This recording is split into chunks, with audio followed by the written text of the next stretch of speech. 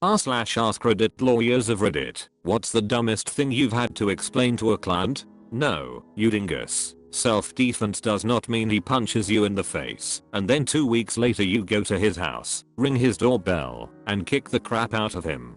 By far and away the strangest thing I have ever had to explain to a client is how to use an elevator. Our courtroom was on the 4th floor, and she needed to take an elevator to get there. I had to describe how you get in, push the 4, and then get out when the lights above show she's on floor 4. Yeah. The dumbest legal thing I've had to explain is that you can't terminate your parental rights voluntarily and then request visitation with that child. I once had a client who wanted to declare bankruptcy. I explained he needed to have his tax returns for the past few years filed in order to do so. He said he hadn't filed taxes in 20 years because it ain't none of the government's business how much money I make. I had to explain to a client why their ex-husband could travel with their child to Florida without obtaining a passport. As in, I had to tell them that Florida was part of the United States, that they had to pay me. This is more common than you'd think.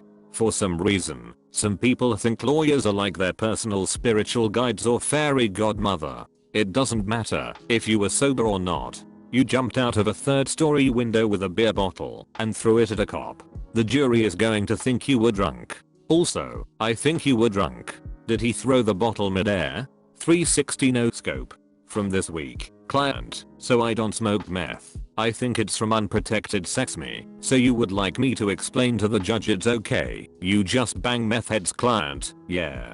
Did this person fail a drug test and try to convince a court that the meth in their system was from unprotected sex? Not a client per se, but a victim. Had to explain what the word ejaculate meant.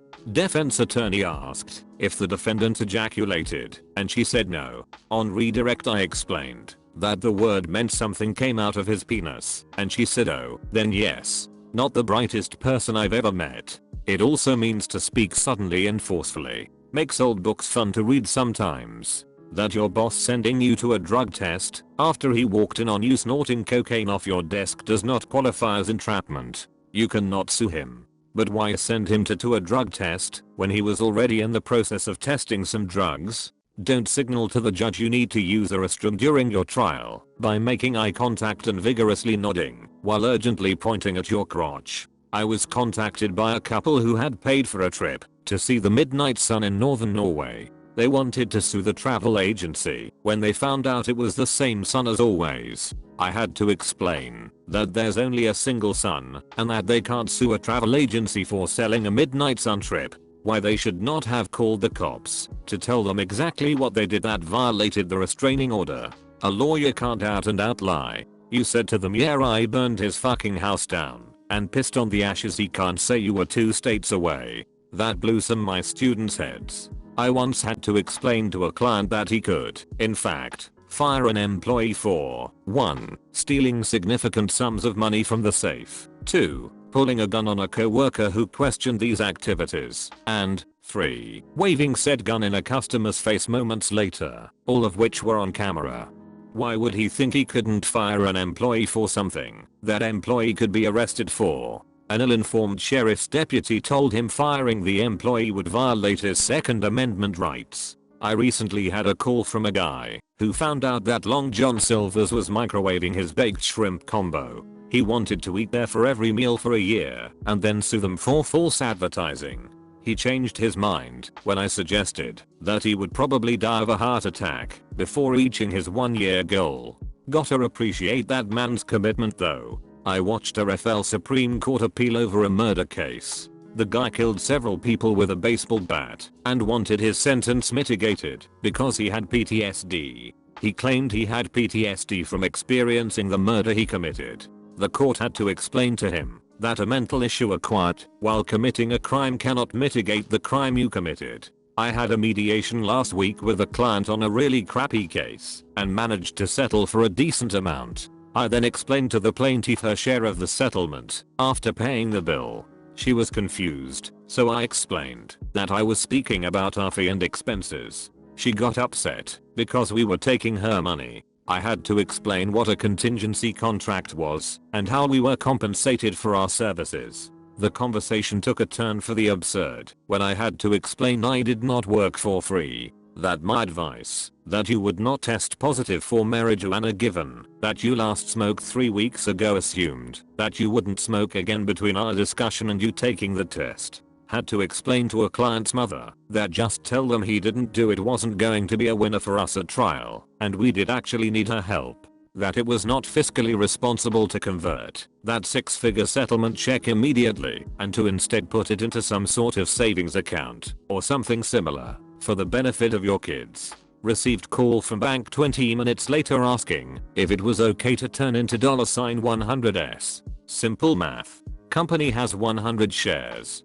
Company creates 66 shares for new investors. The company now has 166 shares. It took 4 conference calls and 3 hours for the client to understand that 1 share did not equal 1% of the company. That cops can stop in the middle of the road to investigate an accident. Client had crashed into a police cruiser after the cops saw an accident. All flashing and emergency lights were active. Interned at a law firm scanning in various documents. One defendant tried to accuse a bank of attempted murder. The defendant claimed that, by foreclosing on him for missed payments and subsequently ruining his credit score, the bank was forcing the defendant to commit suicide to escape debt. There were so many documents. The defendant wrote letters to the court and the bank, and apparently read poetry during the proceedings. The poetry was entered into the record, so I had the chance to read all of it. I have had to explain to people that you can't sue for tripping over a wet floor sign. I wish I was kidding. People suck. Not a lawyer, but my father had to have it explained to him that he couldn't sue myself and my siblings for rent/living expenses retroactively from early childhood to age 18. Not a lawyer, but I was accompanying a friend to one and offering moral support. Midway through a rather boring session, the lawyer was outlining what needed to be done/completed and so on. He mentioned an affidavit. My friend turns to me and asks, "Who's Arthur David?" I don't know him. I felt the lawyer exercised heroic self-control. This poor woman didn't realize that you could cash/deposit a check at a bank. She believed in all honesty that checks could only be cashed at those check-into-cash stores that take a percentage. And oh yeah, why don't you take out a payday loan while you're at it? I did never find out if she opened a checking account, but I hope so. That standing up in court and screaming "frick you motherfucker" to the judge was not in his best interest, no matter what the judge's ultimate decision was. My parents are both lawyers, and they had to explain to my uncle that he cannot file for unemployment if he has a job. He was convinced he could because he wasn't making enough. He also refused to pay taxes. We haven't talked to him in a while. I once had to explain to a police detective that you can't prosecute someone for murder unless there's evidence. If you are on probation for making meth and subsequently get caught once again making meth, you're probably going to prison.